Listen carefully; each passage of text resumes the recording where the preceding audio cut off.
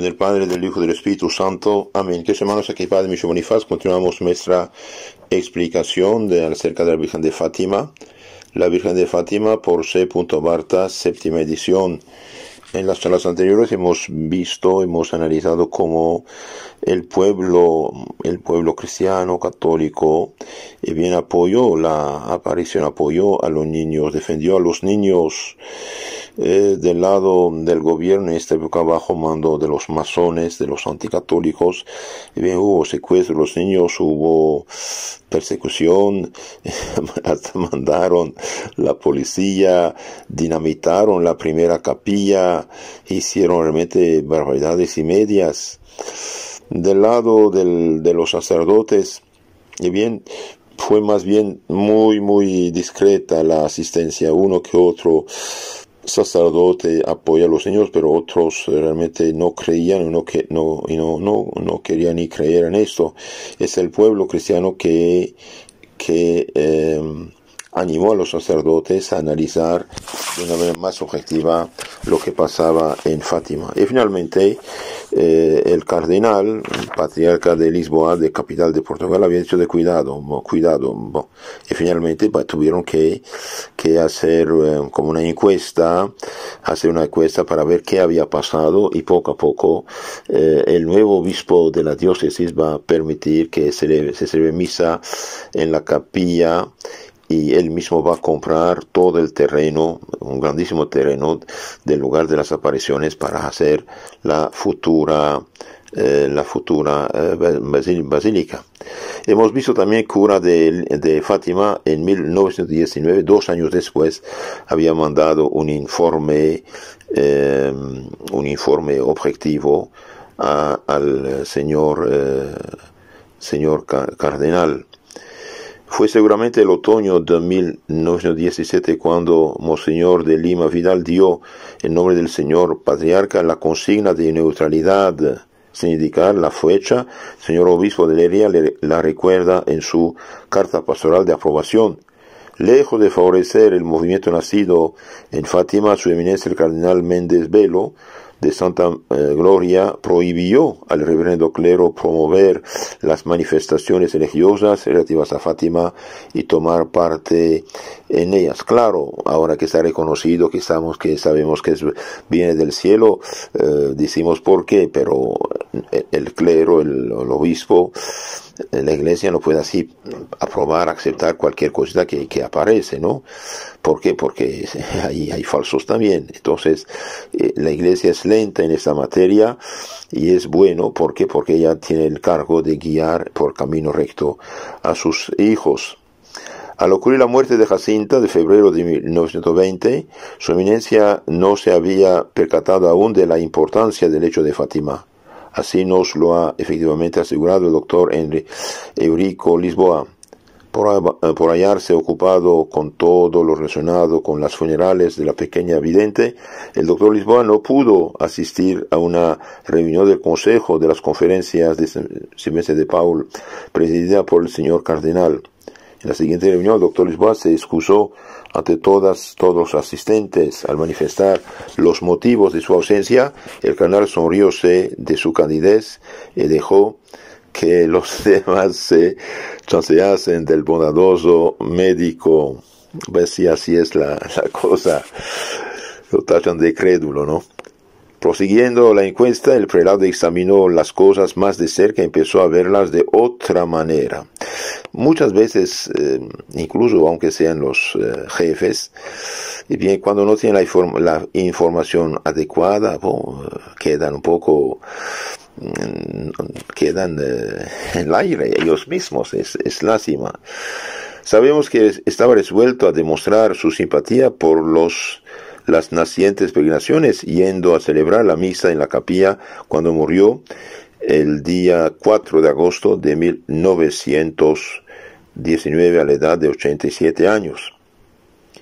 En aquel entonces, desde hacía 9 años, la sede de Leiria estaba ocupada por quien en 1954 regía en el 54 del siglo pasado la diócesis y las peregrinaciones.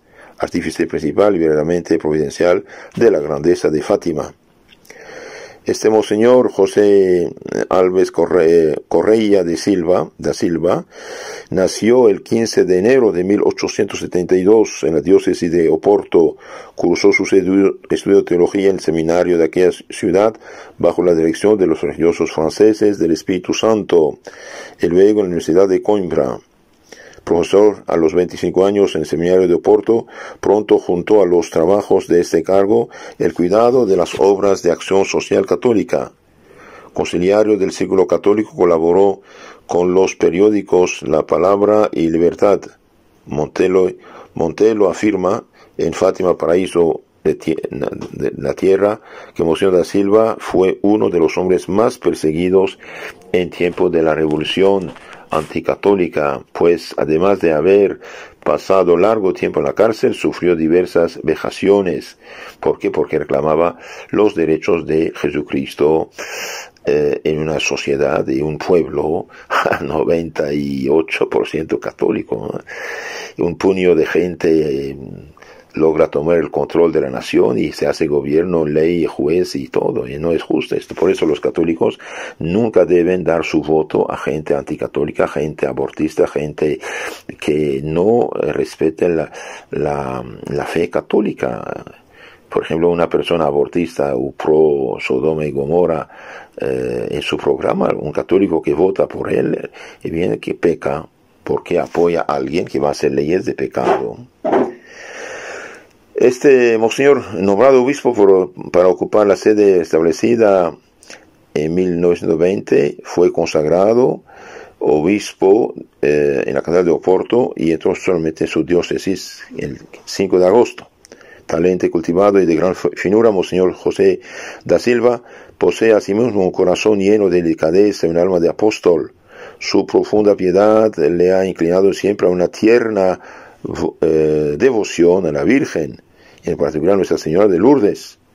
Nos dijo que ha ido 17 veces a este famoso santuario de Lourdes en Francia, de las cuales 5 siendo obispo y otras 4 como director de peregrinaciones.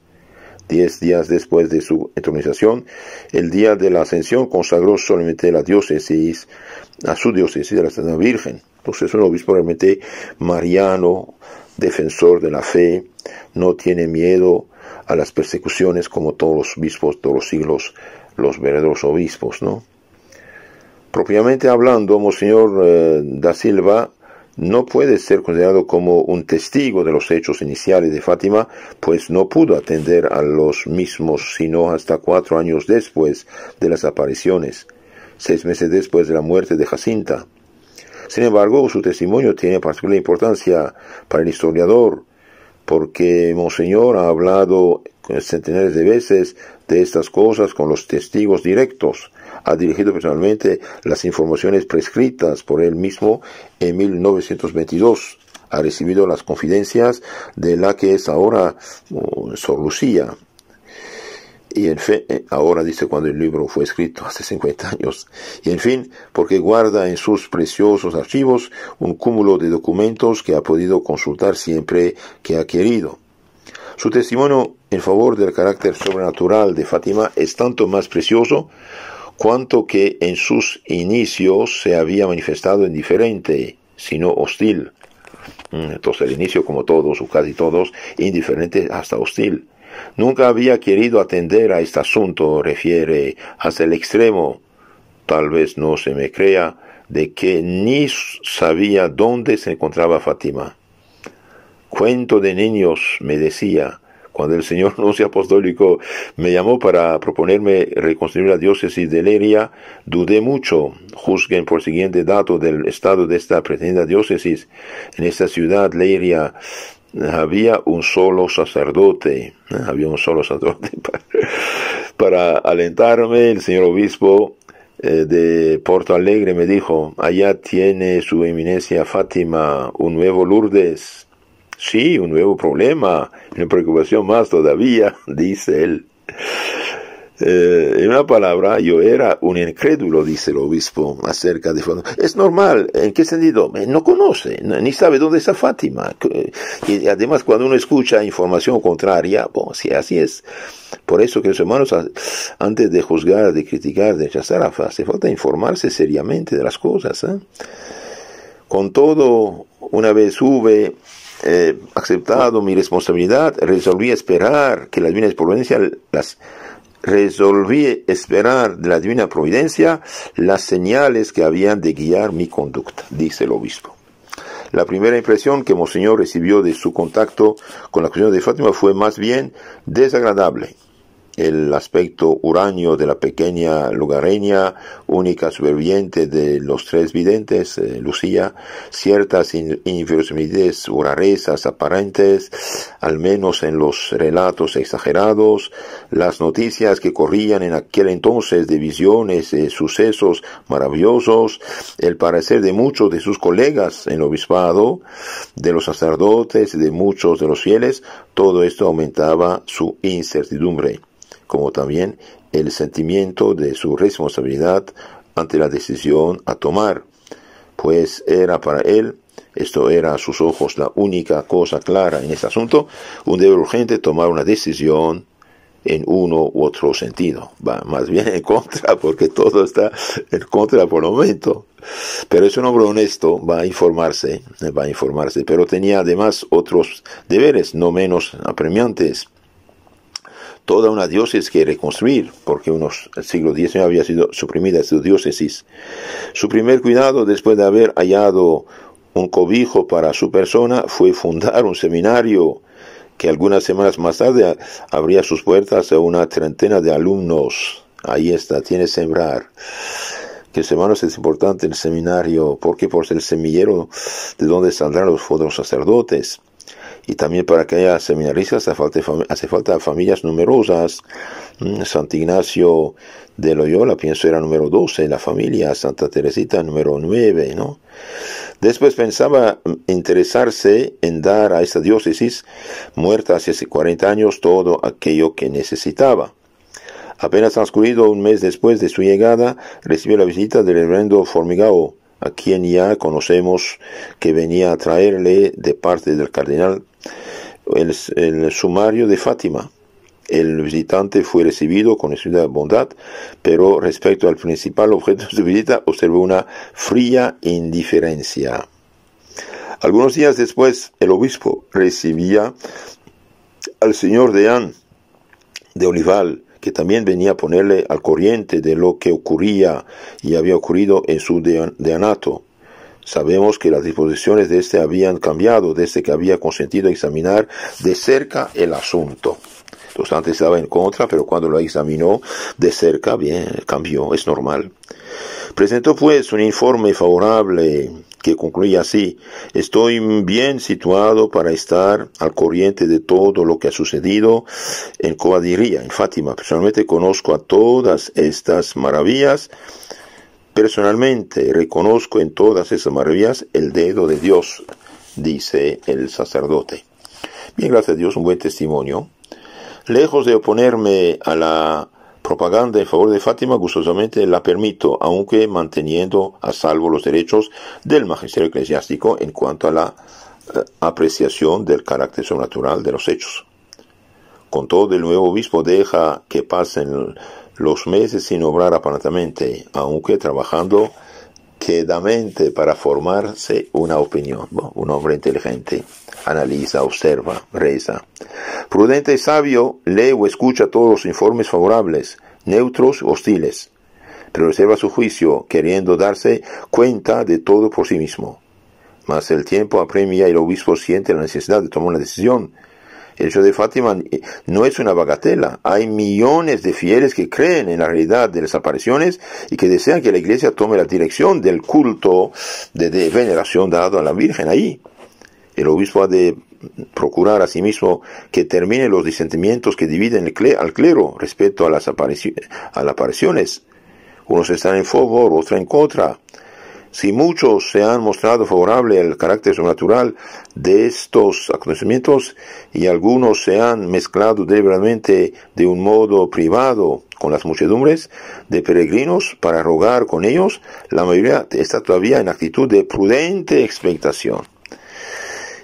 Y no faltan quienes estarían dispuestos a unirse a los adversarios con el fin, dicen, de salvaguardar el prestigio de la religión comprometido en este asunto. Bah, pobrecitos, cuando uno juzga sin conocer, ahí está el problema. El nuevo jefe de la diócesis quisiera poner fin a estas vacilaciones y a estas discusiones, mostrando a todos dónde está la verdad. Su amor confiado a la Reina del Cielo no le impide creer en la hipótesis que María haya podido escoger un humilde rincón de su pequeña diócesis para venir a recordar a los hombres los caminos de salvación. No excluye, ya es positivo. ¿Y por qué no habría tomado ella como mensajeros a unos pastorcillos inocentes, piadosos, que rezaban varios rosarios al día, como lo ha hecho en otras partes? Monseñor da Silva, el obispo, interroga varias veces a Lucía, la única superviviente de los 3 pastorcillos. Sabemos que Jacinta y Francisco habían muerto, sus primos. Pronto conquistado por la evidencia luminosa de lo sobrenatural y sin pronunciarse sobre el fondo antes de la encuesta oficial, decide tomar bajo su vigilancia el culto que espontáneamente ha empezado en la cova, en Fátima. Podría, por otra parte, dejarlo todo en este estado de desorganización, sin correr riesgo de verlo desviarse en supersticiones semisismáticas. Así fue que en 1991 compró el terreno de los alrededores de la capilla con el dinero recogido por María Carreira, la señora encargada ahí de la capilla. Autorizó la presencia del clero y aún la celebración de la Santa Misa e hizo abrir el pozo que la bondad de la Madre de Dios transformó en fuente de agua viva. Entonces el obispo ya está favoreciendo, gracias a Dios. Y va a abrir finalmente el proceso canónico. Monseñor da Silva deseaba principalmente dar a las peregrinaciones un fundamento doctrinal y canónico. El 13 de mayo de 1922, en la fiesta de la Invención de la Santa Cruz, publicó una provisión o ordenanza que prescribía un proceso canónico o encuesta oficial de la Iglesia sobre los acontecimientos de Fátima. Bueno, gracias a Dios. Ya van a analizar todo a fondo, de una manera objetiva y como Dios manda. Qué bueno. Eran estos los reverentes señores Juan Cuaresma, vicario general, Faustino Jacinto Ferreira, prior de Olival, arcipreste del Consejo de Urem, Manuel Márquez de Santos, profesor de seminario, Joaquín Cole Pereira, prior de Batalla, Manuel Núñez Formago, profesor en el Seminario Patriarcal de Santarém, Joaquín Ferreira González das Neves, párroco de Santa Caterina, Agustín Márquez Ferreira, párroco de Fátima. La comisión podía asesorarse con expertos eclesiásticos o laicos. Entonces nombra a estas personas para que haga una encuesta canónica real, verdadera. De los 3 niños que se decían favorecidos por la aparición, 2 habían fallecido antes de nuestra llegada a esta diócesis. Hemos interrogado numerosas veces a la única superviviente. Su relato y sus respuestas son simples y sinceras. Nada hemos descubierto en ella contra la fe o la moral. Esta niña, que cuenta actualmente 14 años, puede haber ejercido una influencia tal que explique el gran concurso de la gente de Fátima. Dispone tal vez de un prestigio personal suficiente para arrastrar a estas masas humanas que llegan por miles y miles cada 13 del mes. ¿Se impone acaso por sus cualidades tan precoces hasta el extremo de hacer que converjan hacia tantos millares de personas? Bueno, es una niña sencilla, una pastorcilidad de ovejas. No es esto probable, puesto que se trata de una muchacha sin instrucción y de una educación rudimentaria.